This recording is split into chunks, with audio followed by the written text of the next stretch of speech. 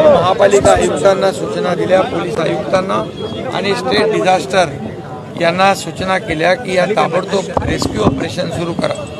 आता rescue operation सुरू झालेलं आहे। यामध्ये जवळपास 57 लोकांना बाहेर काढलेलं आहे आणि ते राजावाडी हॉस्पिटलमध्ये दाखल आहे, त्यांच्यावर उपचार सुरू आहे। आताही हायड्रा आणि क्रेन लावून एक हे जे होर्डिंग आहे ते उचलण्याचं काम सुरू आहे आणि त्यामुळे आता प्राधान्य जे आहे यामध्ये अडकलेल्या लोकांना बाहेर काढण्यासाठी आपली ही सगळी रेस्क्यू टीम, NDRFची टीम, महापालिकेची टीम आणि स्टेट डिझास्टरची टीम ही रेस्क्यू करते आहे। या सर्व गाड्या ज्या आहेत अडकलेल्या त्यांना अगोदर बाहेर काढणं याला आपण प्राधान्य देतो आहे आणि जे जखमी आहेत त्यांच्यावर उपचार करण्याच्या सूचना डॉक्टरांना दिलेल्या आहेत। त्यांच्यावर उपचार सुरू आहे आणि यानंतर जे होर्डिंग आहे ज्या होर्डिंगच्या बद्दल देखील चौकशी करण्याच्या सूचना मी दिलेल्या आहेत आणि महापालिका आयुक्तांना सांगितलेलं आहे की जेवढे मुंबईतले होर्डिंग आहेत या सर्व होर्डिंगचं स्पेशल ऑडिट करा,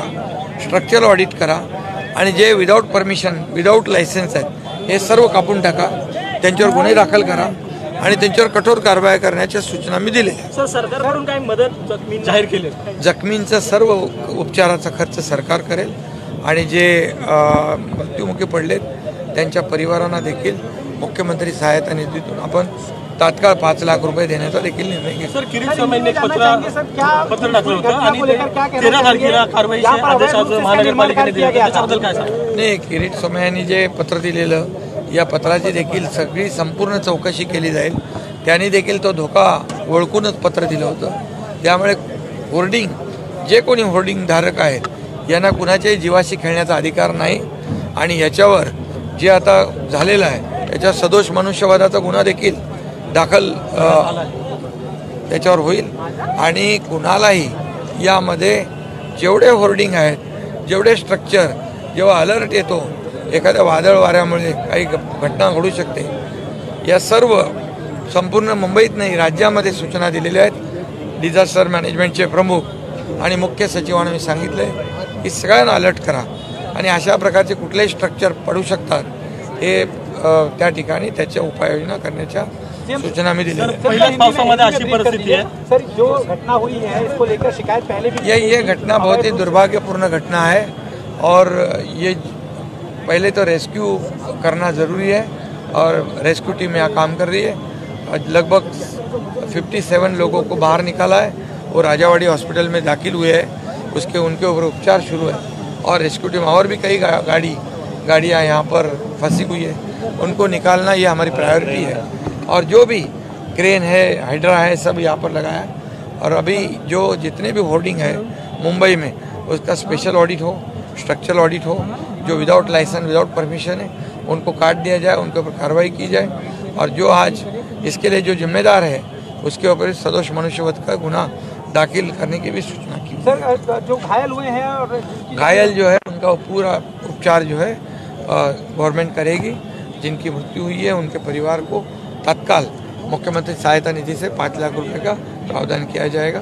लेकिन देखिए ऐसी घटना दोबारा ना हो इसके लिए मैंने महापालिका आयुक्त, डिजास्टर मैनेजमेंट, पुलिस को सूचना दी हुई है कि यह तत्काल इसका स्पेशल ऑडिट हो। जैसे किरीट सोमय्या जी पहले आपने भी पत्र दिया है, तो जहाँ जहाँ ऐसी परिस्थिति है उनके ऊपर कार्रवाई हो। सर, आज तुम्ही आलेला दुर्दैवी आहे, काय नेमके यामागे कारवाई केली जाणार आहे? नाही, अत्यंत गंभीर अशा प्रकारची घटना आहे आणि अत्यंत दुर्दैवी आहे। इतकं मोठं होर्डिंग पडल्यामुळे मोठ्या प्रमाणात लोक खाली दबले, लोकांना बाहेर काढलेलं आहे, काही लोकांवर उपचार चाललेले आहेत, काही डेथही या ठिकाणी झालेले आहेत, पण अजूनही लोक आतमध्ये असण्याची शक्यता असल्यामुळे आणि पेट्रोल पंप असल्यामुळे अतिशय केअरफुली त्या ठिकाणी कापणे आणि लोकांना बाहेर काढणे अशा प्रकारचं हे रेस्क्यू ऑपरेशन चाललेलं आहे। त्यामुळे आत्ता सगळा फोकस जो आहे हा रेस्क्यू ऑपरेशनवर त्या ठिकाणी राहील।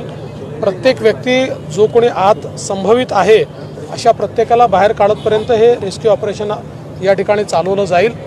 पण प्रायमा फेसी अनेक अनियमितता या ठिकाणी दिसत आहेत। माननीय मुख्यमंत्र्यांची चर्चा करून आम्ही या संदर्भात एक उच्चस्तरीय चौकशी देखील सांगितलेली आहे, ती अनाउन्स केलेली आहे। अतिशय गांभीर्याने कोणी परमिशन्स दिल्या, त्या योग्य होत्या का, परमिशन्स घेतल्या होत्या का, एवढं मोठं होर्डिंग लावताना ज्यावेळेस अशा प्रकारची अनप्रेसिडेंटेड विंड येईल किंवा मोठ्या प्रमाणात वारा येईल त्याचा स्टडी केला होता का, अशा या सगळ्या गोष्टींचा अभ्यास आता या ठिकाणी करावा लागेल.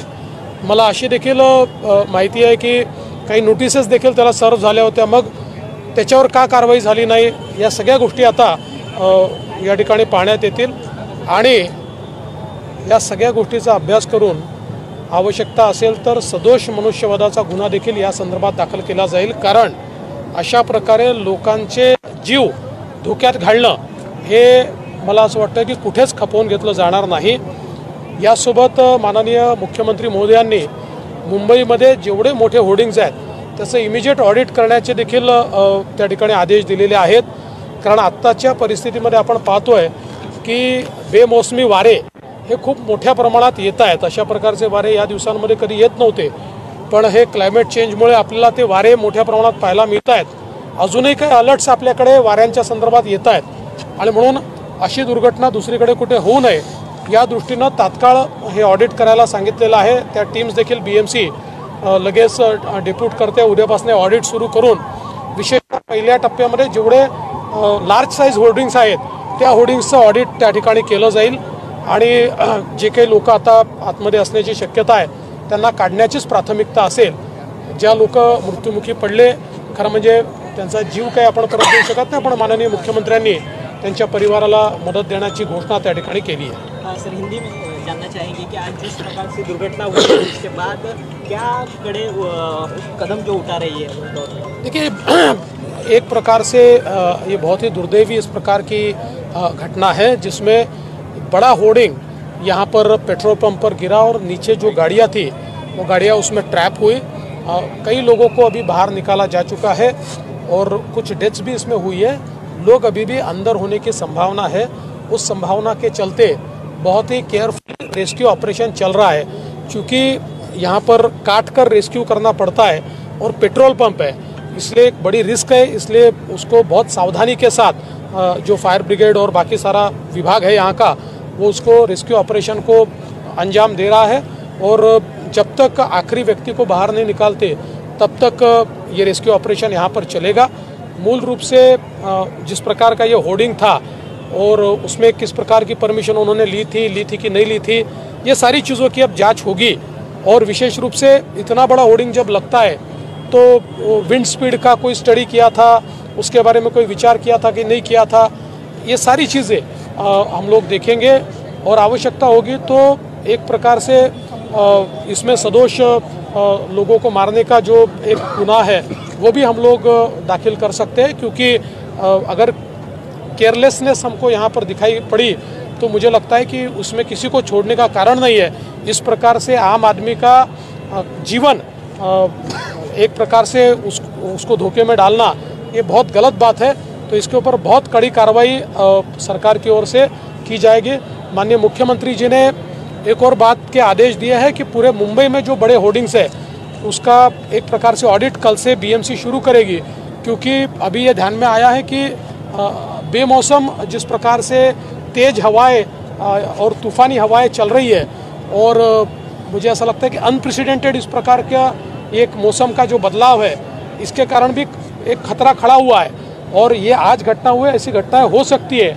इसके मद्देनज़र इस प्रकार का खतरा कहाँ है उसको ढूंढकर उसको उससे पहले मिटिगेट करना ये भी एक प्राथमिकता हमारी होगी. हम उसका प्रयास करेंगे. होर्डिंग के मालिक कौन थे उसके बारे में कुछ जानकारी मिली? देखिए, वो सारी जानकारी है और उसके ऊपर पूरी कड़ाई से कार्रवाई होगी. मुंबईमध्ये वारंवार अनधिकृत होर्डिंगचा जो आहे तो वो मान्य करते हैं, क्या उनके ऊपर कोई कार्रवाई होगी? अधिकारी के ऊपर हो या देखिए, जिसने कोताही की है उन सब के ऊपर कार्रवाई होगी. अनधिकृत होर्डिंगचा वारंवार प्रश्न मुंबई महानगरपालिकेमध्ये आहे.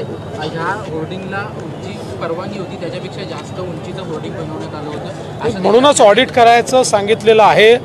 अनधिकृत होर्डिंगवर या ठिकाणी कडक कारवाई केली जाणार आहे आणि आवश्यकता पडली तर आताच्या घटनेकडे पाहता नेहमी आपण कारवाई करतो त्याच्यापेक्षा कडक सेक्शनमध्ये अनधिकृत होर्डिंग्सवर कारवाई केली जाईल. Thank you sir. सर, घाटकोपर इथे जो अपघात झालेला आहे नेमकी त्याची आत्ताची परिस्थिती काय आहे, कशा प्रकारे रेस्क्यू ऑपरेशन सुरू आहे? घाटकोपरच्या छेडानगरच्या इथे भारत पेट्रोलियमच्या पेट्रोल पंपाच्या बाजूला रेल्वेच्या प्रशासनाने परवानगी दिलेली एक होर्डिंगची मोठी साईट कोसळलेली आहे. साधारणतः 4 वाजता ही घटना घडलेली आहे. जी साईट आहे त्या साईटची उंची साधारणतः 120 फूट होती आणि त्याचा बेस 40 फूट होता आणि वरती साधारणतः 80 फूट बाय 80 फूटची मोठी MS ची होर्डिंग आहे. या होर्डिंगला रेल्वे प्रशासनाने परवानगी दिली होती. साधारणतः 4 वाजायच्या आजूबाजूला ती पडलेली आहे. इथे तेव्हा भारत पेट्रोलियमच्या पेट्रोल पंपाच्या साईटवरती ऑपरेशन चालू होतं. बरीचशी लोकं पेट्रोल भरण्यासाठी होती, तर बऱ्याचशा गाड्या आणि काही व्यक्ती याच्यामध्ये ट्रॅप होण्याची शक्यता आहे. Mumbai Mahanagarpalika, NDRF, Mumbai fire brigade, disaster मॅनेजमेंटचे मुंबई महानगरपालिकेचं पूर्ण डिपार्टमेंट, पोलीस, हे पूर्ण प्रशासन वेगवेगळ्या यंत्रणा मिळून हे ऑपरेशन आता आम्ही चालू केलेलं आहे साधारणतः 1.5-2 तासापूर्वी. माझी नागरिकांना एवढी विनंती आहे की ही साईट ही लोखंडाची होर्डिंग पडल्यामुळे इथे वेगवेगळ्या प्रकारची संसाधनं मागावी लागत आहेत, कटर मागावे लागत आहेत, हायड्रा, क्रेन. तर याच्यासाठी रस्ता मोकळा सोडावा. काही लोक याच्यामध्ये अपघाती झालेले आहेत, त्यांना दुर्घटित झाल्यामुळे, अपघाती झाल्यामुळे त्यांना हॉस्पिटलमध्ये पोहोचण्यात येण्यासाठी रस्ता मोकळा पाहिजे. ॲम्ब्युलन्स जाण्यासाठी लोकांनी सहकार्य करावं आणि इथे रिसोर्सेस येण्यासाठी जी काही जेवढा कमीत कमी वेळात रिसोर्सेस येतील तेवढ्या अधिक चांगल्या पद्धतीने आपण झालेला जे नुकसान आहे ते नुकसान कमीत कमी करण्याचा प्रयत्न करू. किती लोकांना रेस्क्यू करण्यात आला? किती लोक आतापर्यंत काही लोक जे बाजूला होते त्यांना हॉस्पिटलमध्ये पाठवलेलं आहे, परंतु ॲक्च्युली त्या होर्डिंगच्या खाली काही गाड्या आणि काही व्यक्ती ट्रॅप झाल्याची शक्यता आहे. NDRFची पूर्ण टीम इथे दाखल झालेली आहे. पेट्रोल पंप असल्यामुळे वेल्डिंग मशीन चालवणं किंवा गॅस कटर चालवणं कितीपत त्यासाठी जी काही एक्सपर्ट टीम आहे त्यांच्या सल्ल्याने सगळे सेफ्टी प्रिकॉशन घेऊनच हे ऑपरेशन चालू आहे. त्याच्यामुळेच वेळ लागतो आहे. आता अंधार पडलेला आहे, त्याच्यामुळे पहिल्यांदा या ठिकाणी प्रकाश ज्योत चालू करणं आणि या रात्री प्रकाशात हे सगळं ऑपरेशन करणं ही सध्याची प्रायोरिटी. तो आता आमच्याकडे जनरेटर आलेले आहेत, ते सेट होत आहेत आणि आता ऑपरेशन चालू. FIR वगैरे दाखल केलेला आहे का काय त्याची? आता ही दुर्घटना झालेली आहे. या दुर्घटनेमधून काही लोक ट्रॅप झाली असतील, काही जखमी असतील, त्यांची सुरक्षा ही महानगरपालिकेची प्राथमिकता आहे. त्याच्यानंतर काही जी कायदेशीर कारवाई असेल ती कारवाई होईल. महानगरपालिकेचे आपण आहात, तर मला सांगा की ते परमिशन जे घेतलेलं होतं ते कमीचं होतं, 40 बाय 40चं होतं. पण मी आपल्याला पहिल्यांदाच सांगितलं की ही परवानगी रेल्वे प्रशासनाने दिलेली आहे. त्याच्यामुळे त्या परवानगी कशी दिली, काय दिली, याचा उहापोह याची पूर्ण तपासणी नंतर होईल. सध्या आमची प्राथमिकता आहे जे लोक ट्रॅप झालेले आहेत त्यांना काढणे, सुरक्षितपणे त्यांना पोहोचवणे. नाव आणि डेस्टिनेशन? मी डॉक्टर सुधाकर शिंदे, अतिरिक्त महानगरपालिका आयुक्त, बृहन्मुंबई महानगरपालिका. Okay sir, thank you.